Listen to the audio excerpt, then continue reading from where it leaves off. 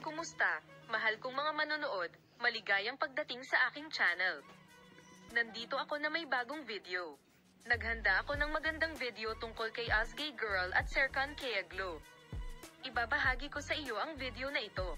Sina Serkan Kayaglu at Azgay Girl, na itinuturing na isa sa mga sikat na mag-asawa ng Turkish television, ay gumawa kamakailan ng isang pahayag tungkol sa isang paksa na sinusundan ng mga tagahanga ng media ng may pagkamausisa. Sa kabila ng mga alingawngaw ng paghihiwalay tungkol sa kanilang kasal, malinaw na sinabi ni Serkan Kayaglu na nagpasya siyang huwag sumuko kay Azgay Girl, at ang muling pagsasama ng mag-asawa, na matagal nang magkasama, sa Turkish TV series, ay nagdala sa kanila sa isang espesyal na lugar sa mata ng madla. Itinanggi ng mga pinakabagong pahayag ni Serkan Kayaglu ang mga alingawngaw na ito. Sinabi ni Serkan Kayaglu ang mga sumusunod na emosyonal sa panahon ng panayam. Una sa lahat, napaka-espesyal na tao niya para sa akin. Pareho kaming dumaan sa mahirap na panahon. Pero ayaw naming mawala ang pagmamahalan namin.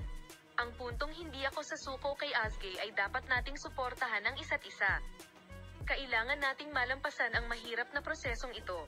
Ang mga salitang ito ay nagpapakita na matibay pa rin ang pagmamahal at pangako ng mag-asawa sa isa't isa.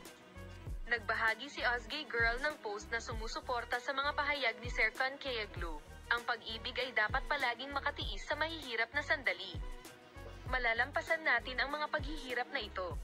Napakahalaga sa akin ni Serkan at masaya akong makasama siya. Ang mga pahayag na ito ng mag-asawa ay lumikha ng labis na kagalakan sa kanilang mga tagahanga at ipinakita na determinado silang ipagpatuloy ang kanilang relasyon. Salamat sa lahat ng nanonood ng aking video. Sana makita ka sa mga bagong video. Paalam.